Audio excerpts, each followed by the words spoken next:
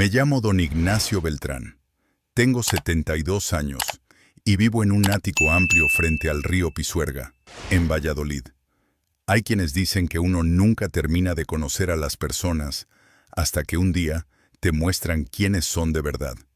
Y créeme, aprendí esa lección de la forma más dolorosa.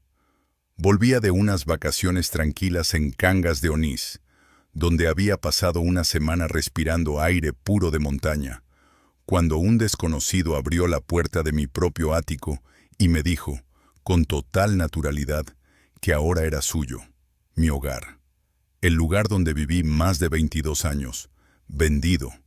¿Y quién lo había vendido? Mi hijo Adrián. Cuando lo llamé, temblando, sin entender nada, ¿sabes qué hizo? Se rió. «Básicamente estás en casa ahora, papá», me dijo con una frialdad que todavía me estremece. Pero lo que Adrián no sabía es que todo lo que había hecho dejaba un rastro que, tarde o temprano, iba a caerle encima. Aunque me estoy adelantando, será mejor volver al principio. Antes de seguir, cuéntame en los comentarios, ¿desde qué ciudad de España me estás escuchando? ¿Qué hora es allí? Y si esta historia te está atrapando, deja tu like, compártela con alguien que necesite oírla y suscríbete para no perderte el final. Créeme, querrás saber cómo termina. Ahora sí, retrocedamos 3 semanas antes de que todo se desmoronara. Había vuelto de Asturias un lunes por la mañana. Entregué la llave del coche alquilado en el hostal y salí hacia la estación. Estaba cansado y deseando llegar a casa. Mi plan era sencillo: preparar un café caliente, sentarme en mi sillón junto al ventanal del piso 13 y ver cómo amanecía sobre Valladolid. Antes de subir al tren, pasé por un pequeño mercado artesanal donde compré un juego de madera para mi nieto y una pulsera de cuentas para mi nieta. Detalles simples, pero llenos de cariño. El viaje fue tranquilo. Me tomé un café solo y escuché un audiolibro sobre historia medieval española. A mitad de camino, recibí un mensaje del grupo de lectura del barrio preguntando cuándo volvería a las reuniones. Respondí que pronto, sin imaginar lo que me esperaba. Cuando por fin llegué a Valladolid y entré al garaje del edificio, me tranquilizó comprobar que mi código de acceso todavía funcionaba. No sabía que aquel sería el último momento de calma antes del desastre. El portero de la tarde me saludó como siempre al verme entrar por la rampa del garaje. «Buenas tardes, don Ignacio. ¿Ya de vuelta?» Asenté desde la ventanilla. «Hoy mismo acabo de llegar, sí». Tomé el ascensor hasta el piso 13, donde siempre había vivido. El pasillo estaba inusualmente silencioso, impecable, con ese olor a detergente recién usado que solo aparece cuando han limpiado a fondo. Al fondo, junto a la puerta 13C, vi a don Rafael, el jubilado de Renfe, regando sus geranios. Al verme, abrió los ojos, sorprendido. «Hombre, Ignacio, pensé que regresaba mañana». «Al final adelanté un día», respondí.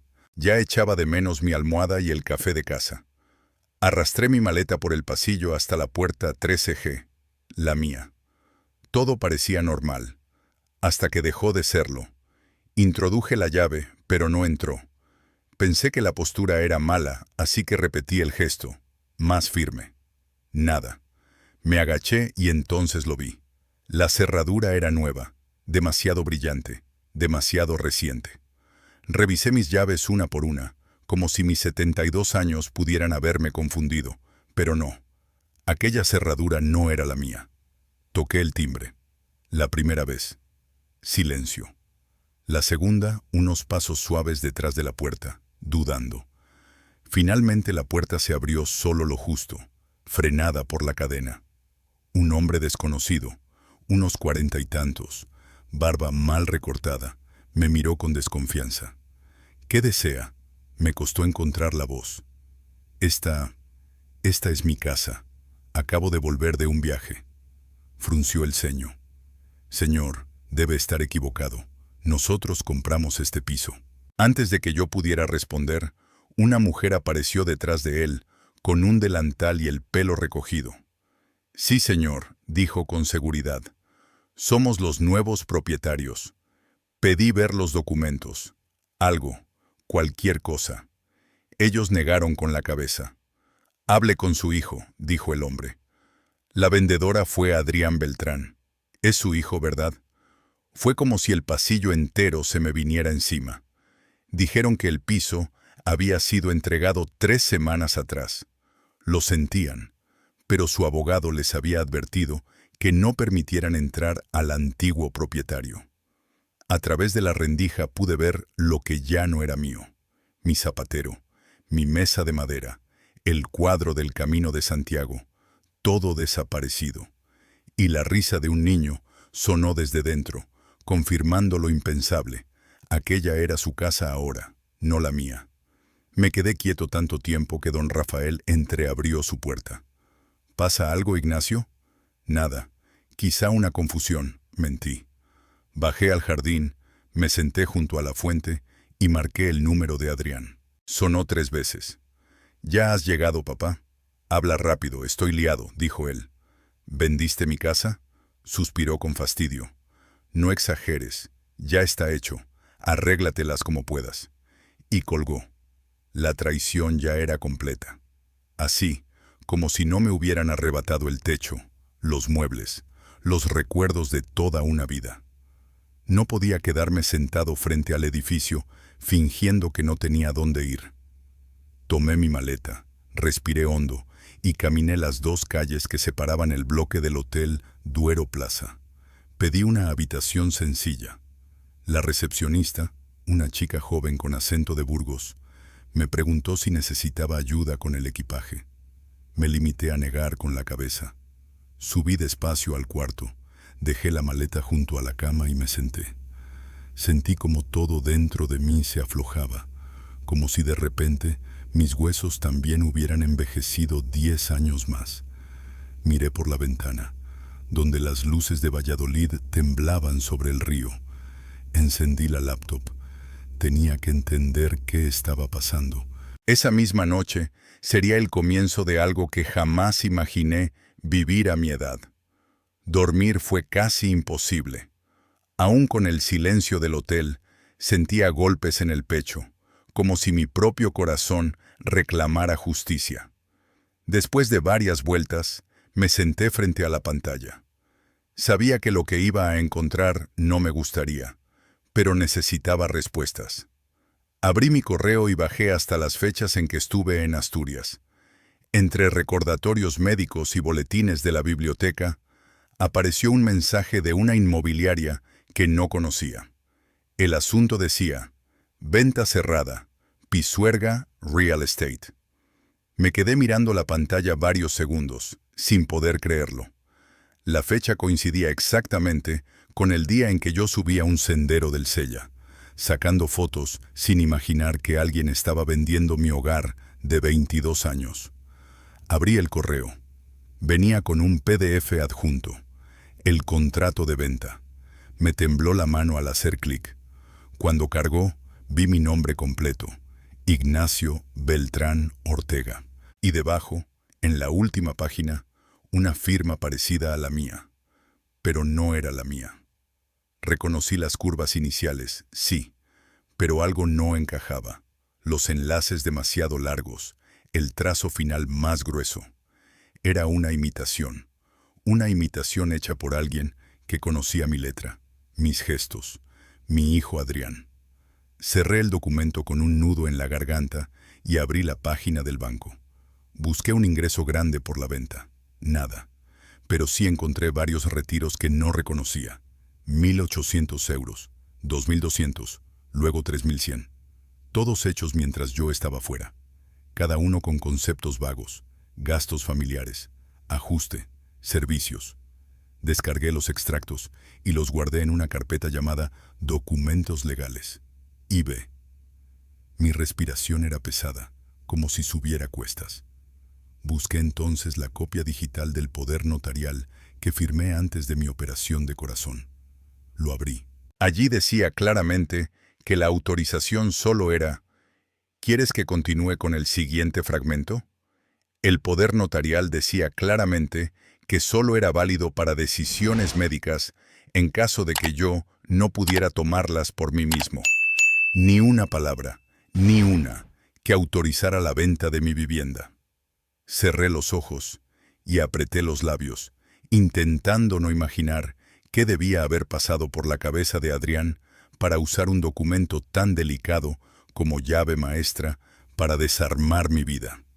Decidí llamar al abogado que me ayudó en aquella cirugía de corazón, el licenciado Castrillo, un hombre serio, meticuloso y de absoluta confianza. Su secretaria respondió con voz amable. Me dijo que él estaba en una reunión y que devolvería la llamada. Le pedí que le transmitiera que era urgente, que se trataba de un posible uso indebido del poder notarial y de una venta que yo jamás había autorizado.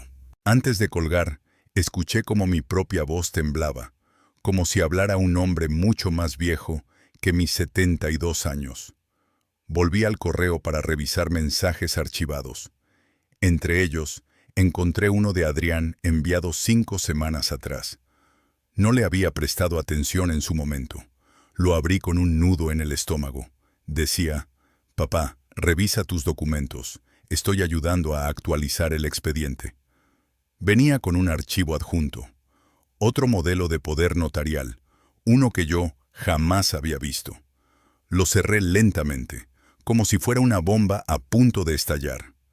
¿Cuántas veces me había pedido Adrián copias, firmas, escaneos? ¿Cuántas veces había confiado en él sin hacer preguntas? Busqué conversaciones antiguas en el móvil. 2 meses antes me había escrito, «Papá, mándame un escaneo de tu firma para el seguro». Lo había hecho sin pensar. Ahora entendía que ahí estaba la materia prima para falsificarme. Abrí mi carpeta digital y empecé a organizar pruebas. El contrato de venta, correos, extractos bancarios, mensajes. Creé una línea del tiempo para mostrar todo claramente cuando hablara con el licenciado Castrillo. Un empleado del hotel llamó a la puerta con unas botellas de agua. Le pedí indicaciones para la impresora del lobby. Bajé con los documentos y los imprimí uno por uno, mis manos aún temblando. Al volver a la habitación, sonó el móvil. Era el licenciado Castrillo. Le conté todo, la firma falsa, los retiros, el poder notarial manipulado. Escuchó en silencio. «Don Ignacio», dijo al fin, «esto no es un malentendido. Envíeme todo ahora mismo. Mañana lo vemos juntos. Parece un caso claro de abuso y falsificación». Le envié todo sin borrar nada. Apenas cerré la laptop, comenzaron llamadas de números desconocidos. No contesté. Luego llegó un correo del banco. Actividad inusual detectada. Sentí que el suelo se movía. Abrí la aplicación de cámaras del edificio, donde siempre había... ¿Deseas que continúe con el siguiente capítulo? Había podido revisar mis cámaras solo hasta la entrada y el pasillo del edificio. Pero al intentar acceder otra vez, apareció un mensaje frío, definitivo. No tiene autorización para acceder a este dispositivo. Mi acceso había sido revocado. El sistema mostraba que la solicitud la había realizado el nuevo propietario. Dejé de mover el ratón. Mis manos no querían responderme. Apagué la pantalla y me quedé mirando la ventana del hotel. Ese cristal silencioso que separaba mi vida rota del mundo, que seguía avanzando como si nada. Las luces de Valladolid se reflejaban en el Pisuerga. La gente pasaba, los coches sonaban a lo lejos. Todo seguía su curso, ignorando que mi vida se había descarrilado en un solo día. Me acerqué más al vidrio y apoyé la frente. Pensé en Marina, mi esposa, y en cómo siempre me advertía que tuviera cuidado con los papeles. Pensé en Adrián cuando era niño, corriendo hacia mí cuando volvía del trabajo. ¿En qué punto se había roto ese camino? No lloré. Solo respiré hondo, y me repetí que el día siguiente sería el primero para intentar recuperar lo que quedaba de mi vida. Tal vez mi casa ya no estaba conmigo, pero no pensaba perder también mi dignidad. Aquel momento, silencioso y casi tímido, fue el inicio del proceso para levantarme. A la mañana siguiente me desperté antes de que sonara el móvil. Eran las 6:30. La habitación seguía medio oscura. Encendí la cafetera diminuta del hotel. El olor apenas llenó el cuarto. El café sabía aguado, casi triste, pero era suficiente para despejarme. Vi 4 llamadas perdidas de Adrián, todas de la 1 de la madrugada. No devolví ninguna, no por rechazo, sino porque no sabía cómo hablarle sin quebrarme. Ordené otra vez los documentos, el contrato falsificado, los movimientos bancarios, los correos impresos, los mensajes, todo en carpetas separadas, para mantener la mente ocupada y el corazón estable. A las 8:15 el móvil volvió a sonar. Esta vez respondí. «Papá, deja de armar líos», dijo Adrián molesto. «Ya resolví todo legalmente». Tragué saliva. «Adrián, ¿de verdad vendiste mi piso?» Silencio. «Papá, ya estás mayor. No necesitas tanto espacio». Me quedé sin palabras. Antes de que pudiera responder, colgó. Guardé el móvil, respiré hondo y bajé al lobby abrazando la carpeta contra el pecho, lo único que aún sentía mío. Pedí al recepcionista que llamara un taxi. «¿Va a juicio, don Ignacio?», preguntó al ver los papeles. «No», respondí. «Voy a ver a mi abogado». El taxi llegó rápido. El trayecto hasta la avenida de Santa Clara, donde estaba el despacho del licenciado Castrillo, me resultó extraño. Pasamos por calles que había recorrido cientos de veces en mi antigua rutina. Cuando entré al edificio, con sus ladrillos viejos y el letrero metálico gastado, tomé el ascensor lento, cansado como yo. Al llegar a la planta del despacho, la recepcionista levantó la vista y dijo: «Don Ignacio, el licenciado Castrillo le está esperando. ¿Pasará a su despacho? ¿Deseas que continúe con el siguiente capítulo?» Había podido revisar mis cámaras solo hasta la entrada y el pasillo del edificio. Pero al intentar acceder otra vez, apareció un mensaje frío, definitivo. «No tiene autorización para acceder a este dispositivo». Mi acceso había sido revocado. El sistema mostraba que la solicitud la había realizado el nuevo propietario. Dejé de mover el ratón. Mis manos no querían responderme. Apagué la pantalla y me quedé mirando la ventana del hotel, ese cristal silencioso que separaba mi vida rota del mundo, que seguía avanzando como si nada. Las luces de Valladolid se reflejaban en el Pisuerga. La gente pasaba, los coches sonaban a lo lejos. Todo seguía su curso, ignorando que mi vida se había descarrilado en un solo día. Me acerqué más al vidrio y apoyé la frente. Pensé en Marina, mi esposa, y en cómo siempre me advertía que tuviera cuidado con los papeles. Pensé en Adrián cuando era niño, corriendo hacia mí cuando volvía del trabajo. ¿En qué punto se había roto ese camino? No lloré. Solo respiré hondo y me repetí que el día siguiente sería el primero para intentar recuperar lo que quedaba de mi vida. Tal vez mi casa ya no estaba conmigo, pero no pensaba perder también mi dignidad. Aquel momento, silencioso y casi tímido, fue el inicio del proceso para levantarme. A la mañana siguiente, me desperté antes de que sonara el móvil. Eran las 6:30. La habitación seguía medio oscura. Encendí la cafetera diminuta del hotel. El olor apenas llenó el cuarto. El café sabía aguado, casi triste, pero era suficiente para despejarme. Vi 4 llamadas perdidas de Adrián, todas de la 1 de la madrugada. No devolví ninguna, no por rechazo, sino porque no sabía cómo hablarle sin quebrarme. Ordené otra vez los documentos, el contrato falsificado, los movimientos bancarios, los correos impresos, los mensajes, todo en carpetas separadas para mantener la mente ocupada y el corazón estable. A las 8:15 el móvil volvió a sonar. Esta vez respondí. Papá, deja de armar líos, dijo Adrián molesto. Ya resolví todo legalmente. Tragué saliva. Adrián, ¿de verdad vendiste mi piso? Silencio. Papá, ya estás mayor. No necesitas tanto espacio. Me quedé sin palabras. Antes de que pudiera responder, colgó.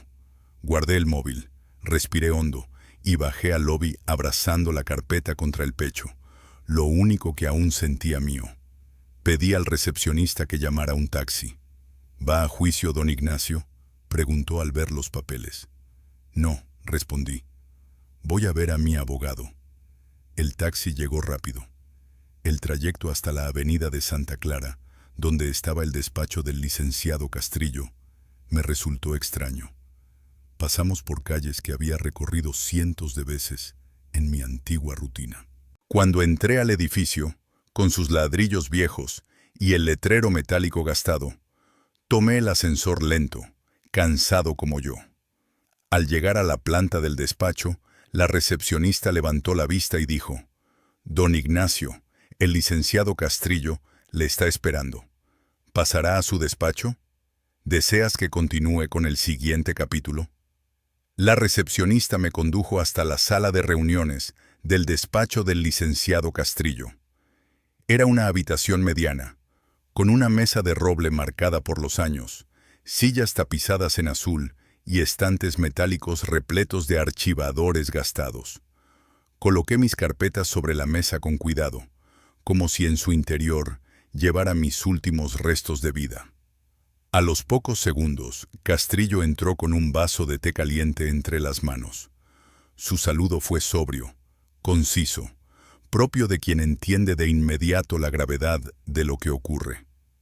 «Don Ignacio, siéntese. Muéstreme todo lo que tiene». Extendí sobre la mesa el contrato, los correos de la inmobiliaria, las capturas de los movimientos bancarios y las copias impresas de los mensajes. Él se ajustó las gafas y tomó el contrato, revisándolo con una lentitud deliberada, como si cada línea escondiera un secreto. ¿Su hijo le mencionó algo antes de vender el piso?, preguntó sin apartar la vista del papel. Ni una palabra, respondí. Asintió despacio, como si eso confirmara lo que ya intuía.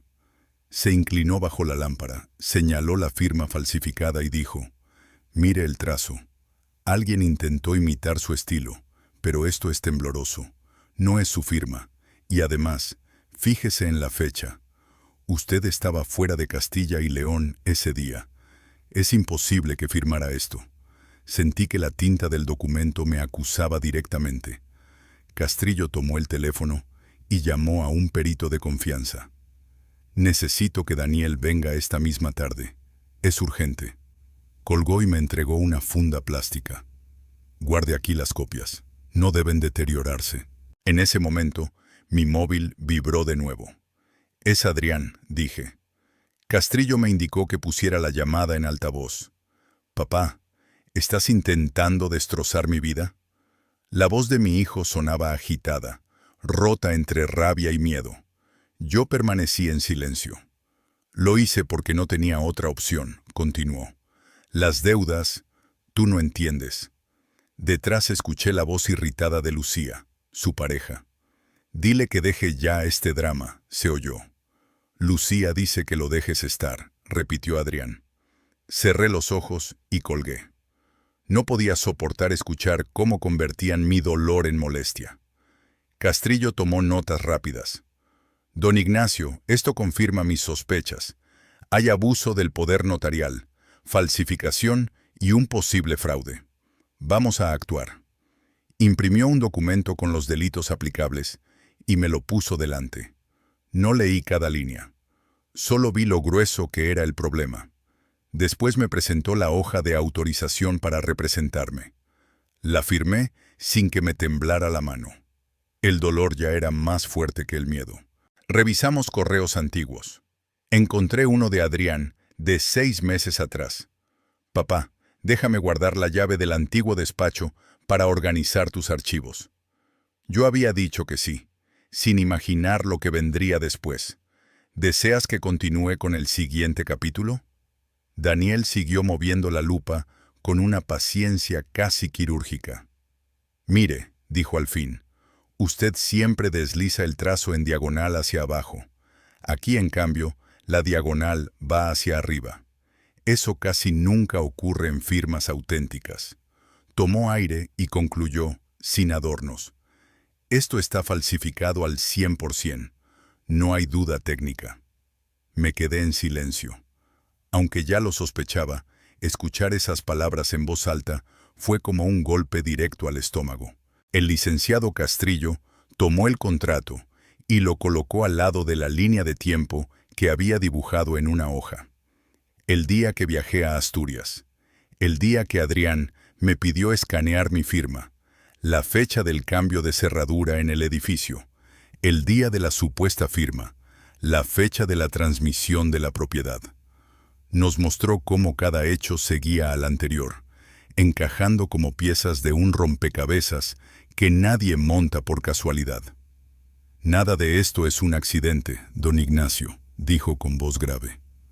«Esto ha sido planificado». Daniel intervino.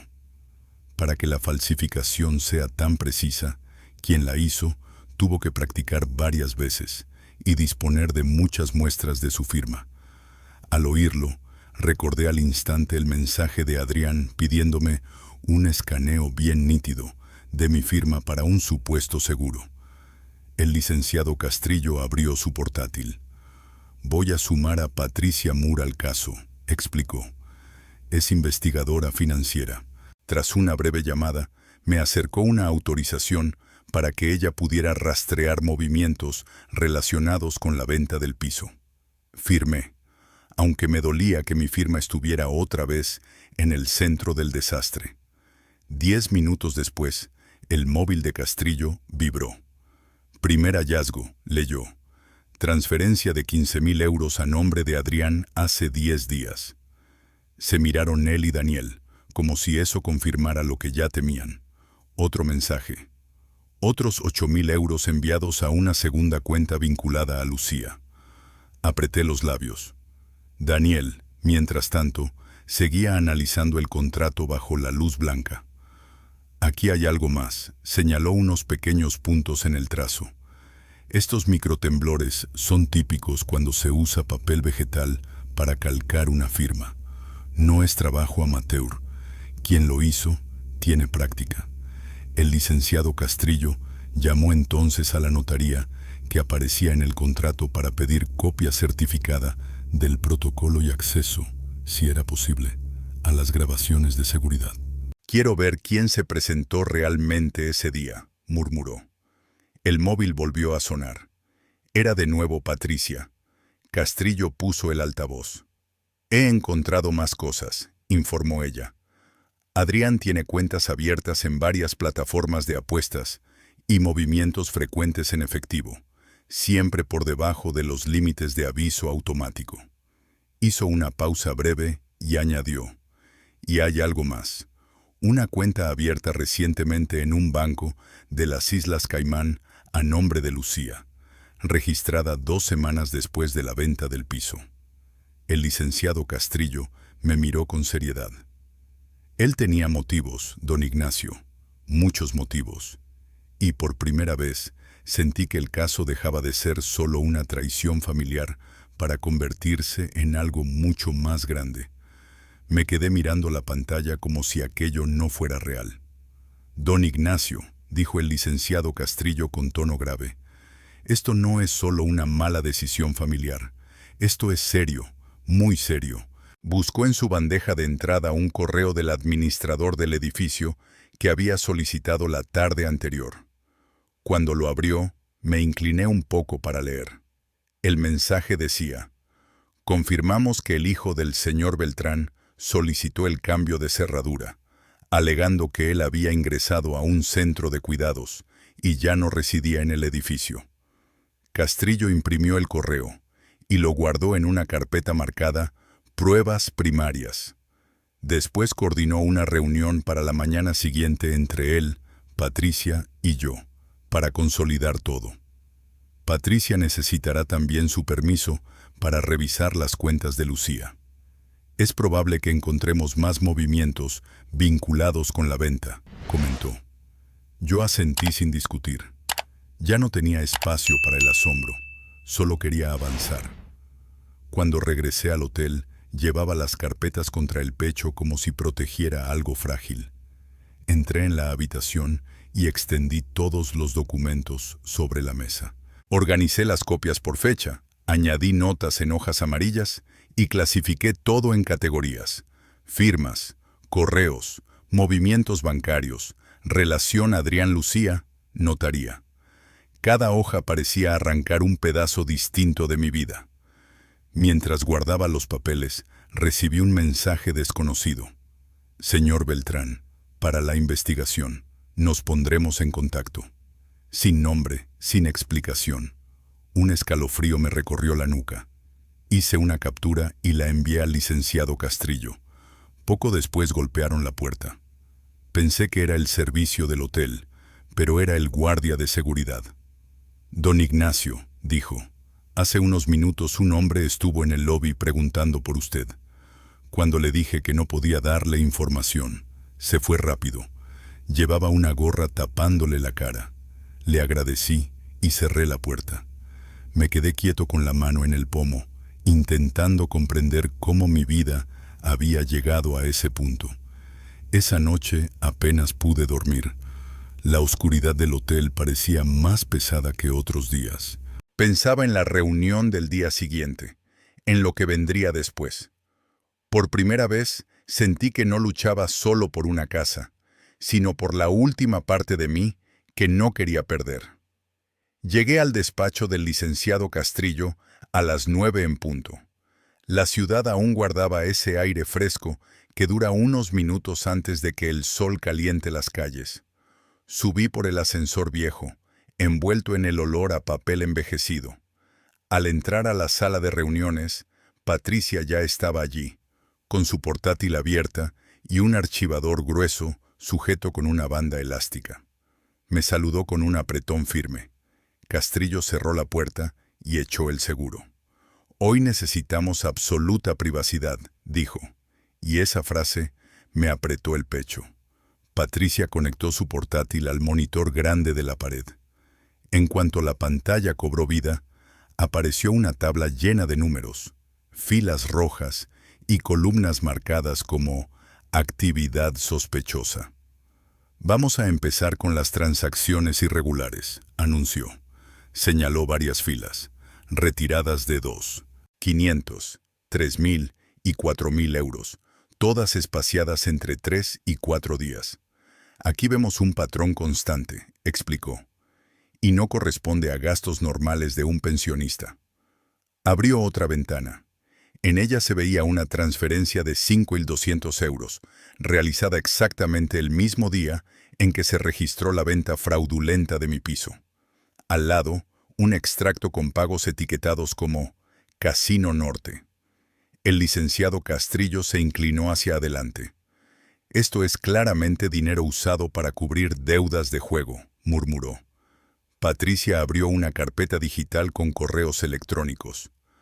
Ahora viene lo más delicado. En el monitor apareció un correo enviado por Adrián a Lucía. Si papá se va tiempo suficiente, podemos encargarnos del piso. Luego mostró un mensaje de Lucía. Véndelo. Tu padre ya está mayor. Leí esas palabras despacio, sintiendo cómo se me encogía el pecho. Las fechas coincidían exactamente con el día en que yo había reservado mi alojamiento en Asturias. Una traición calculada. Después Patricia abrió un vídeo del sistema de seguridad del edificio.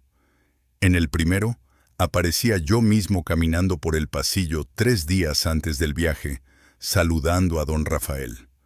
En el segundo, se veía a Adrián entrando a mi piso con una llave que no era la mía.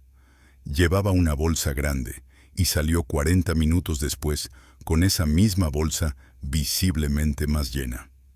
Patricia lo anotó. Probable retiro de documentos. Luego mostró el correo del administrador, donde Adrián solicitaba el cambio de cerradura. Cada prueba añadía un peso nuevo sobre mis hombros, pero aún faltaba más.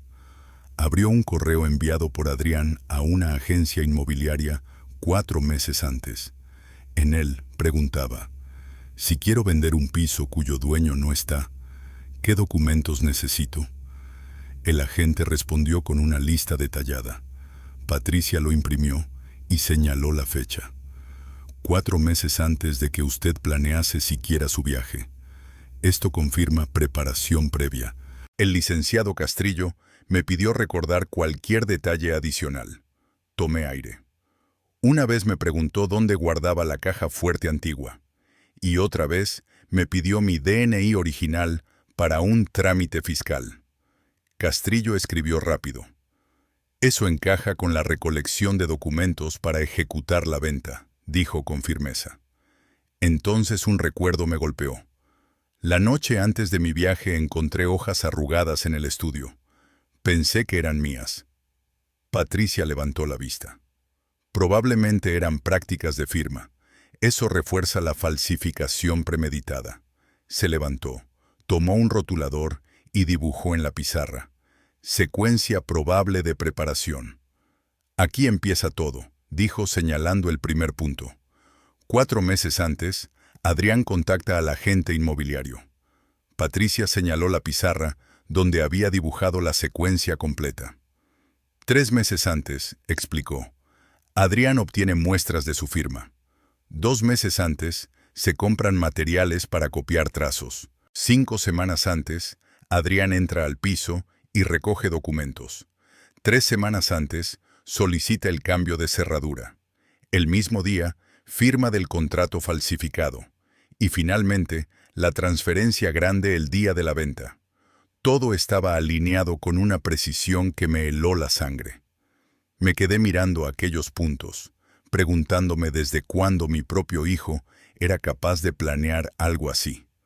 Entonces Patricia abrió un nuevo PDF. Este es del administrador del edificio, dijo. Cuando la imagen se amplió, leí claramente 2 casillas marcadas con una X.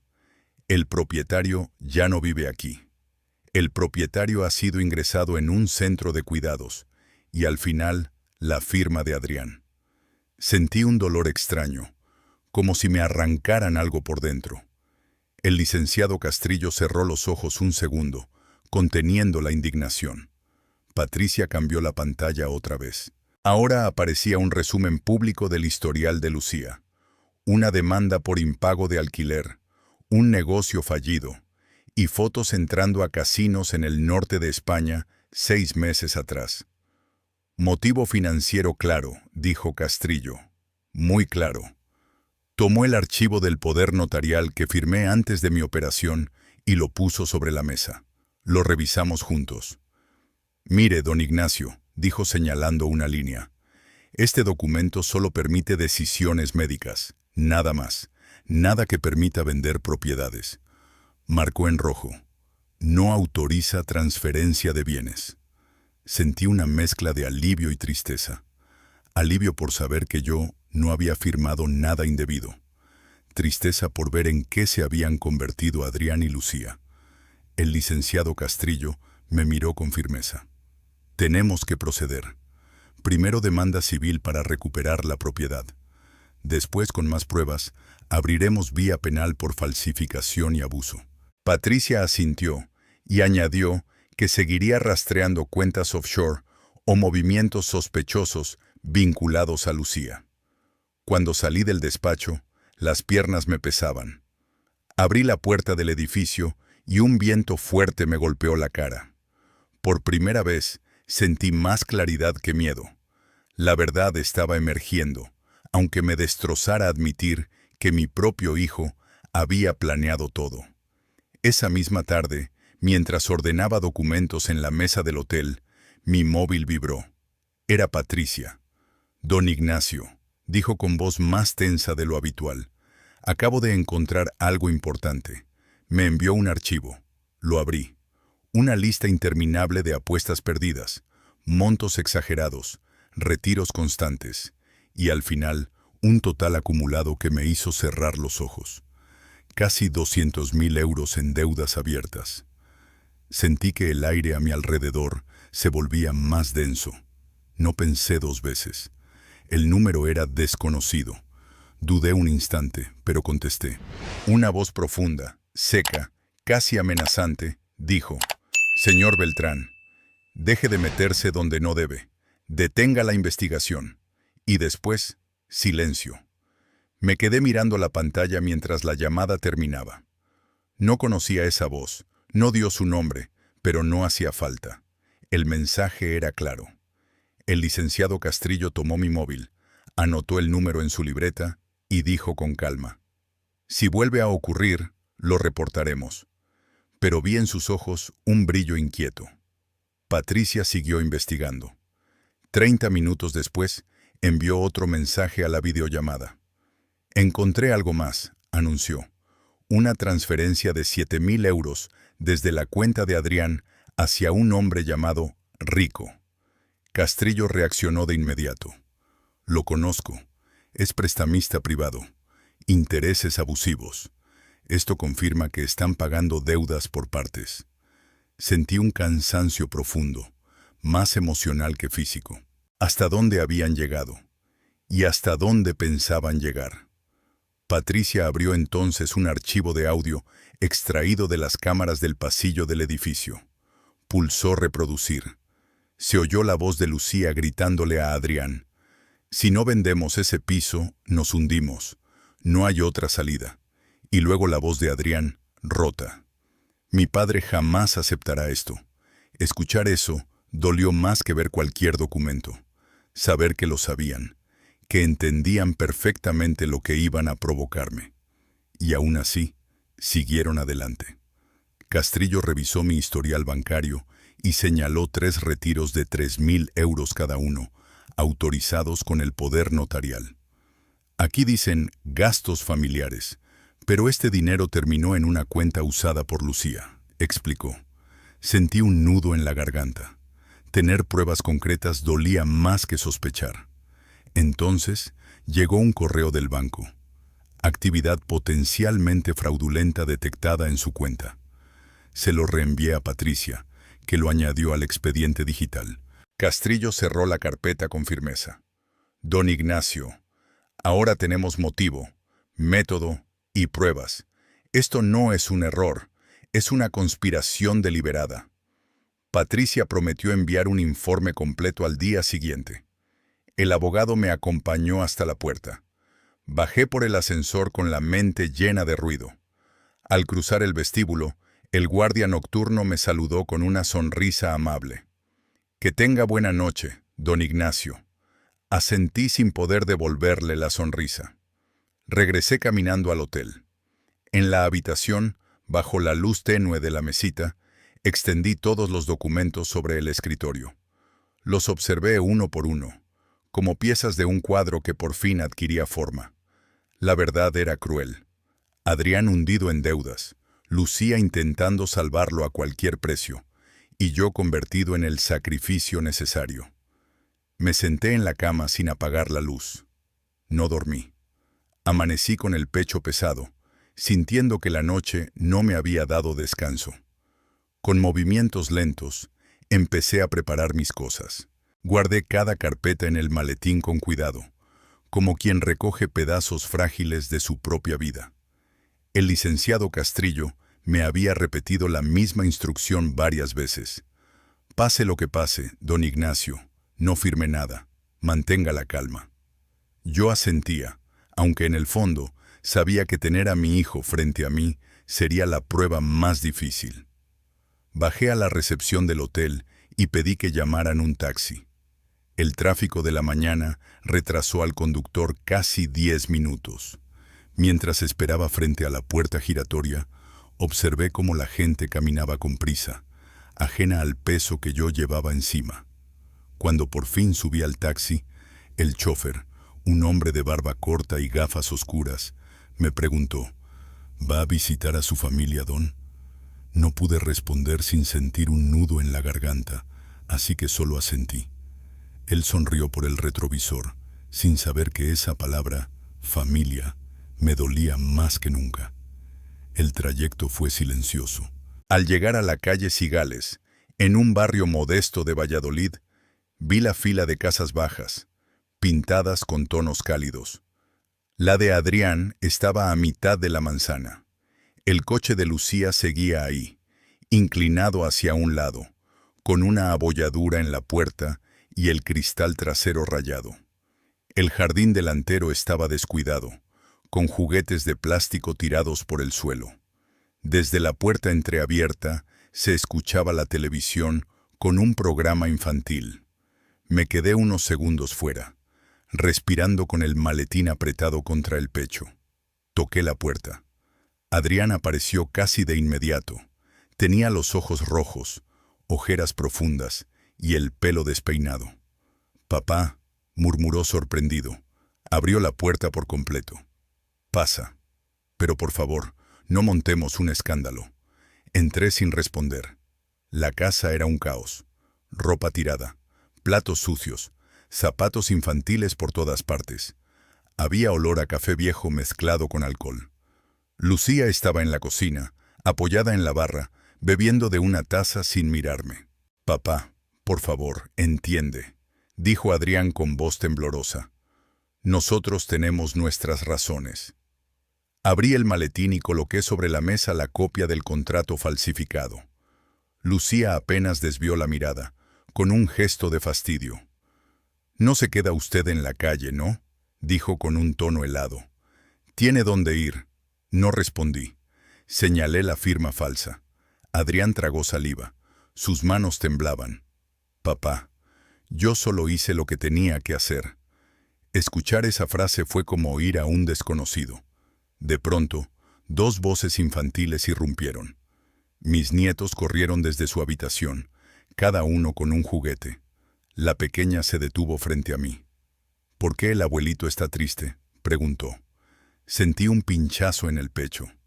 Adrián los llevó a su cuarto y cerró la puerta con suavidad. Cuando volvió, ya no era el hijo roto que me había abierto la puerta. Su expresión había cambiado por completo. Lucía estaba más tensa, como si contener el llanto le consumiera energía. Aproveché ese instante. «Dime la verdad, Adrián», pregunté despacio. «¿Por qué vendiste mi casa sin decirme una palabra?». Antes de que él respondiera, Lucía intervino con voz pastosa. «Las deudas son de todos, don Ignacio. La familia se apoya. Usted debería entenderlo». El olor a alcohol llegó tan claro que confirmé que había estado bebiendo desde temprano. Abrí el maletín y coloqué sobre la mesa la carpeta con todos los documentos que Patricia había preparado. La lista de deudas, las transferencias sospechosas, la cuenta offshore. Adrián miró los números, luego giró hacia Lucía con desesperación. «Tú dijiste que era menos, que solo necesitábamos una parte». Lucía apretó los labios sin quitarme la vista de encima, como si yo fuera el obstáculo. Adrián hundió el rostro entre las manos. «Papá, yo pensé que si vendíamos el piso, podríamos ponernos al día. Creí que con una sola venta bastaba. No quería hacerte daño». Su voz temblaba, pero una parte de mí sabía que había cruzado una línea sin retorno. Lucía golpeó la mesa con la palma abierta, haciendo vibrar una taza. «Si usted no se hubiera ido de viaje, no estaríamos así. Teníamos que actuar rápido». El silencio cayó pesado. Solo escuché mi respiración lenta. Sin levantar la voz, dije: «Mañana presentaré la demanda. No puedo permitir que esto continúe». Adrián se lanzó hacia mí, agarrándome del brazo como si se aferrara a una cuerda. «Papá, por favor, no lo hagas. No quise llegar tan lejos». Sus lágrimas cayeron sobre mi manga. Antes de que pudiera responder, Lucía intervino con dureza. «Déjalo, Adrián. Él nunca estuvo de nuestro lado». Sentí un cansancio profundo. Entonces me dirigí a la puerta sin mirar atrás. Afuera, el señor Baker, el vecino, estaba en la acera grabando discretamente con su móvil. «Tengo esto por si lo necesita», murmuró. Asentí agradecido.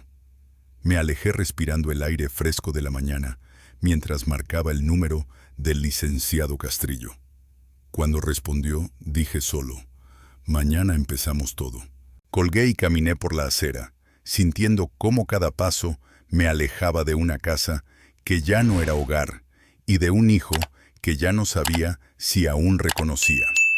A la mañana siguiente, llegamos al juzgado de Valladolid a las 8:30. El aire estaba frío, el cielo gris. Castrillo caminaba con su carpeta enorme bajo el brazo. Yo, en cambio, llevaba mi maletín apretado, como si pudiera protegerme de lo que estaba por venir. El aparcamiento estaba lleno y tardamos varios minutos en encontrar un hueco, tiempo que aproveché para respirar hondo y repetirme que no podía flaquear ahora.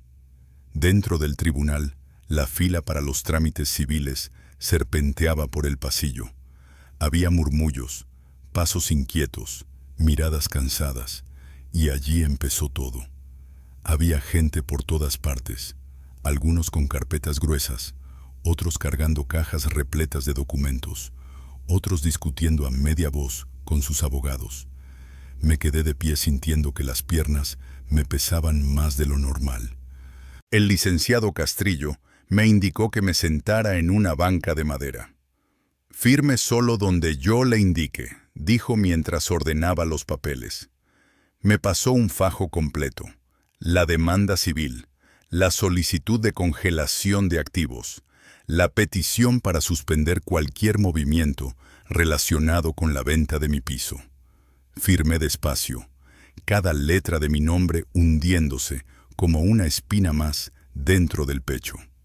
Al terminar, la empleada del tribunal estampó cada documento con un sello ruidoso que retumbó en la sala. Ese sonido seco me estremeció. Sentí que marcaba un antes y un después en mi vida. Castrillo guardó todo. «Ahora esperamos la audiencia de emergencia», dijo. Nos sentamos de nuevo. Coloqué las manos sobre las rodillas para ocultar el temblor. No pasó mucho tiempo antes de que apareciera Luis, un empleado del juzgado conocido del abogado. «¿Otro caso de poder mal usado, Castrillo?», preguntó. El abogado asintió. Luis me miró con una mezcla de sorpresa y compasión. Bajé la mirada. No quería que nadie me viera como un anciano desvalido. Pocos minutos después, la puerta del pasillo se abrió y Patricia entró a toda prisa, con la laptop bajo el brazo. Sus mejillas estaban rojas por el frío. «Tengo material adicional», anunció. Abrió su ordenador allí mismo y me mostró 3 nuevas pruebas. Un vídeo donde Adrián y un hombre sacaban cajas de mi piso, las deudas actualizadas, el correo donde Lucía había solicitado el cambio de cerradura. «Esto será un golpe directo», afirmó. Finalmente nos llamaron. Entramos a la sala. El juez tomó asiento y dio inicio. Entonces los vi. Adrián y Lucía entraron rápido, casi empujándose. Cuando cruzaron la mirada conmigo, se detuvieron apenas un segundo. Lucía estaba pálida, con el cabello mal recogido. Adrián no podía mirarme. Tenía la mandíbula rígida, las manos en los bolsillos. La audiencia comenzó de inmediato. Castrillo expuso todo con una claridad que me impresionó. Mi viaje, los contratos falsificados, las transacciones, los límites del poder notarial. Luego llamaron a Daniel, el perito. En la pantalla proyectaron mi firma original y la falsificada. Daniel explicó cada trazo, cada presión irregular. «Aquí se nota claramente», dijo, «que la mano que firma no es la misma. Es una falsificación completa». Lucía bajó la cabeza. Cuando el juez abrió el turno para responder, Adrián se levantó bruscamente. «Su señoría, yo no sabía que la firma era falsa. Pensé que mi padre la había firmado». Castrillo respondió sin perder la calma. «Las pruebas dicen otra cosa». El licenciado Castrillo levantó un documento y dijo con firmeza: «Su señoría, permítame presentar este correo fechado 2 semanas antes de la venta». En la pantalla apareció entonces un mensaje de Adrián para Lucía que decía: «Hazlo rápido, mi padre no se fija en nada». Adrián se hundió en su asiento, incapaz de decir una palabra. Patricia tomó la palabra y proyectó la lista de préstamos, las apuestas y el vídeo donde el propio Adrián gritaba a Lucía en el pasillo de mi edificio. El juez se ajustó las gafas y preguntó, ¿qué tienen que decir al respecto? Lucía se levantó sin mirarme. Tenía la voz rota. Yo solo quería salvar a mi familia. No sabía qué más hacer. Y entonces se quebró. Papá, por favor, no hagas esto. Te lo devolveré todo. Te lo juro. Sus lágrimas resonaban en la sala, y por un segundo sentí que el viejo instinto paternal intentaba abrirse paso. Pero la realidad, fría y contundente, me sostuvo firme en mi sitio. El juez escuchó otra intervención del licenciado Castrillo. Su señoría, esto ya no es un problema doméstico. Se trata de fraude, falsificación y abuso financiero contra un adulto mayor. La decisión preliminar llegó rápido.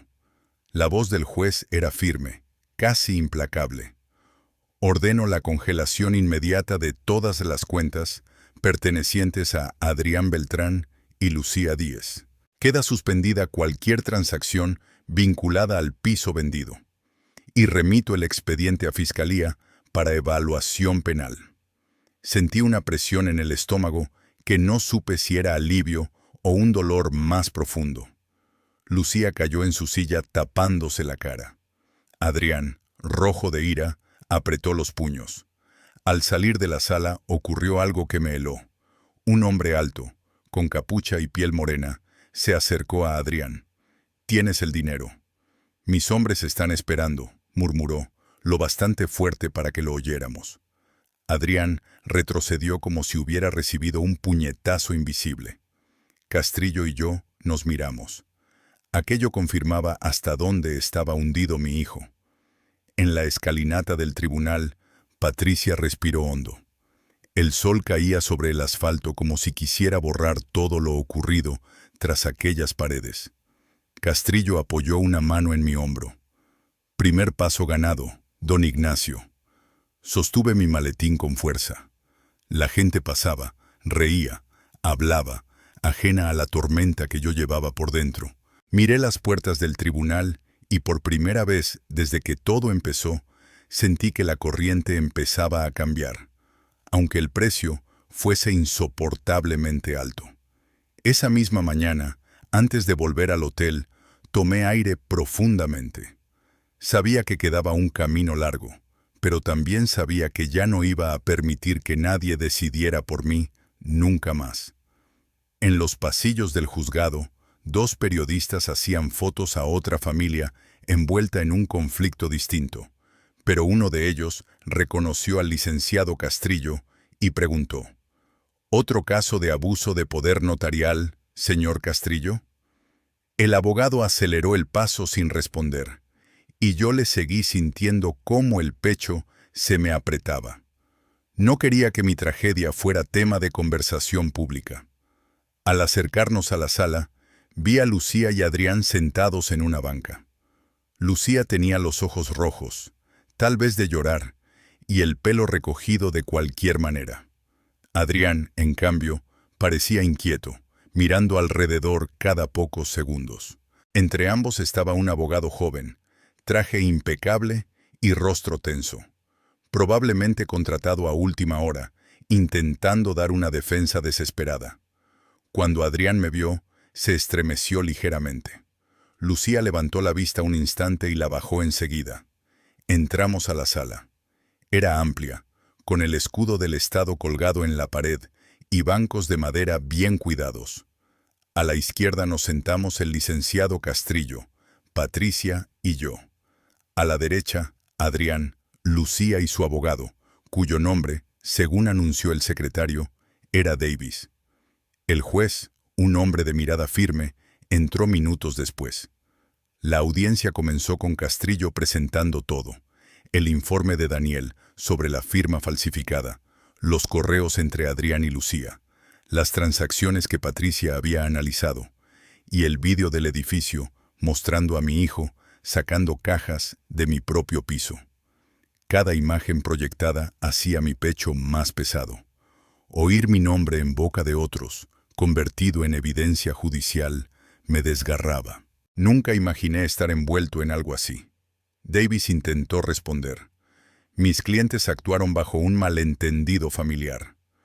Pero Castrillo lo dejó sin aire, mostrando el correo donde Lucía preguntaba, 4 meses antes, qué documentos necesitaba para vender un inmueble sin la presencia del dueño. Davis parpadeó, sorprendido, incapaz de continuar. Ese silencio lo dijo todo. Luego llamaron a Daniel.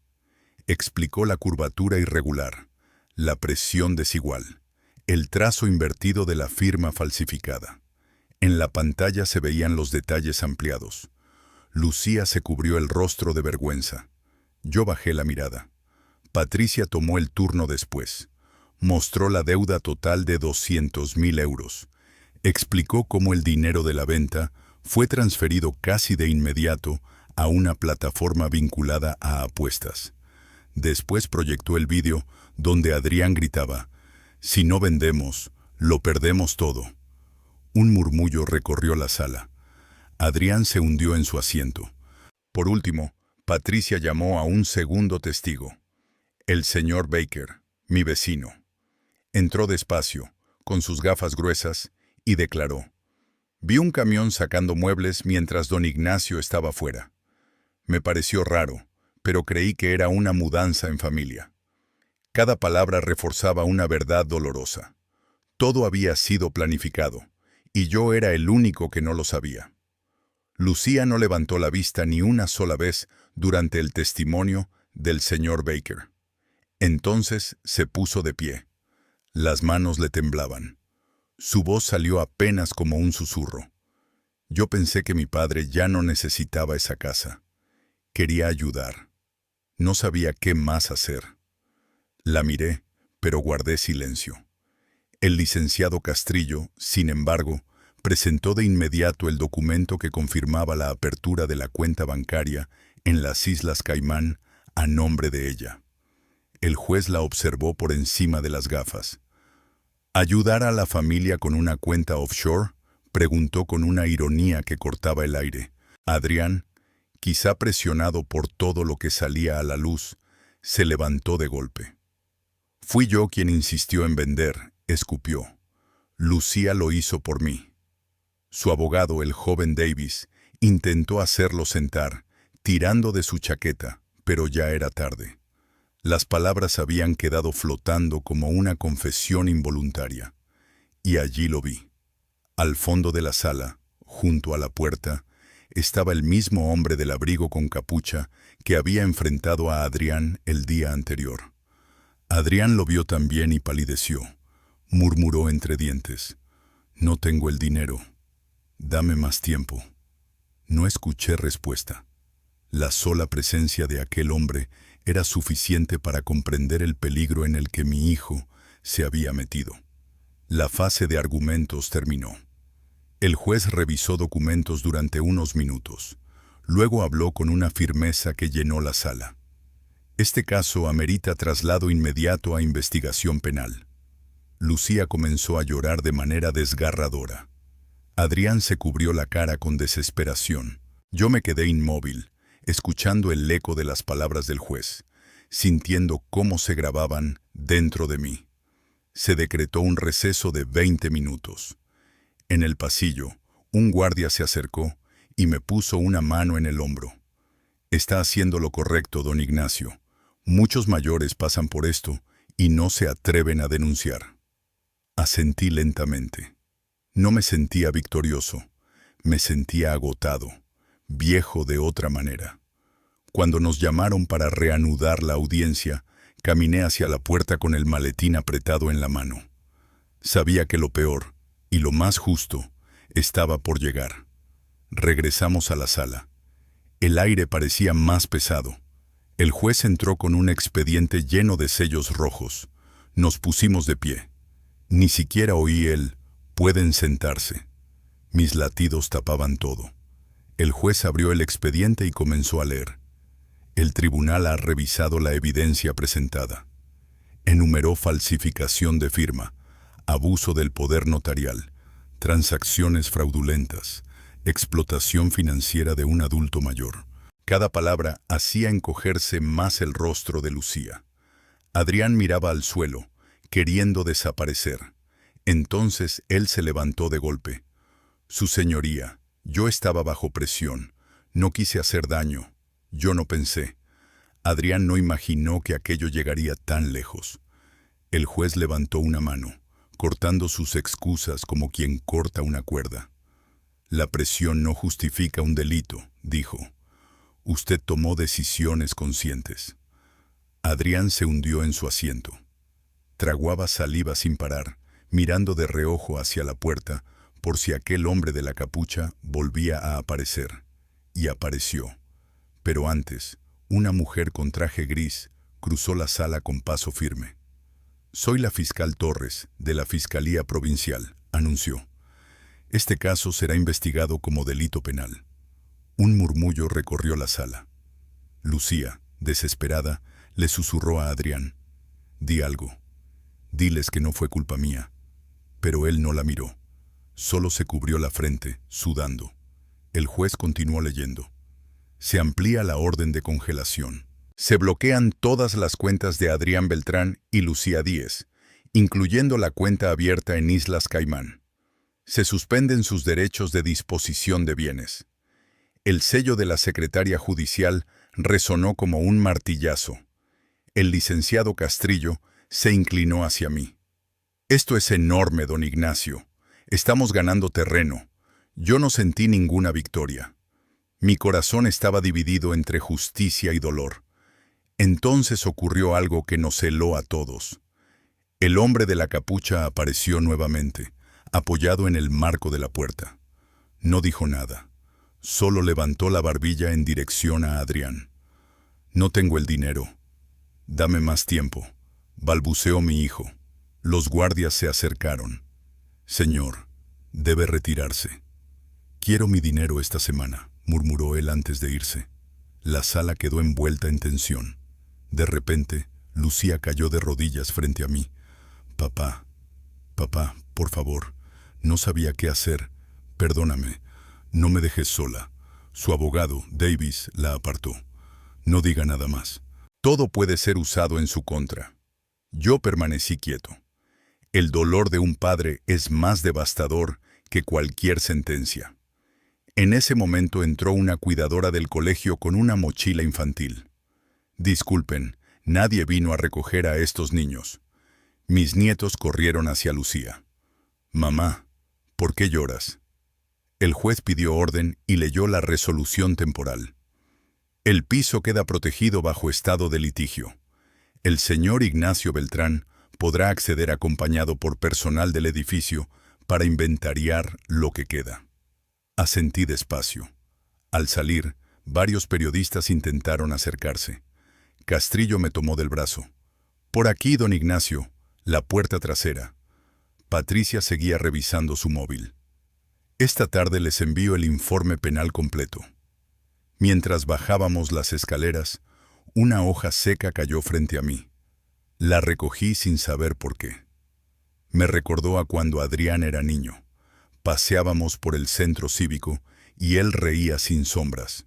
Un oficial se acercó entonces a mi hijo. «Señor Beltrán, acompáñeme. Debemos verificar sus deudas y movimientos financieros». Adrián me evitó la mirada y siguió a la gente. Lucía quedó sentada en los escalones, abrazando a los niños, llorando sin consuelo. Mis piernas querían avanzar hacia ellos, pero mi mente sabía que cualquier gesto mío podía destruir todo lo que habíamos logrado. El licenciado Castrillo me dijo: «Hiciste lo correcto, Ignacio, aunque duela». Miré el edificio del tribunal. Frío, imponente. Y entendí con una claridad amarga que la justicia y el cariño familiar no siempre caminan juntos. Aquel día supe que la justicia empezaba a abrirse paso, pero el precio era mi corazón roto. Mi historia podría haber terminado como una tragedia familiar, pero al desaparecer por un tiempo, todos encontramos algo mucho mejor: una familia real, construida sobre el respeto, la gratitud y el amor genuino. ¿Te ha gustado mi historia? Cuéntame desde qué ciudad nos estás viendo. Si te ha inspirado, deja un me gusta y suscríbete al canal. Nos vemos en la próxima historia, porque nunca es demasiado tarde para empezar de nuevo.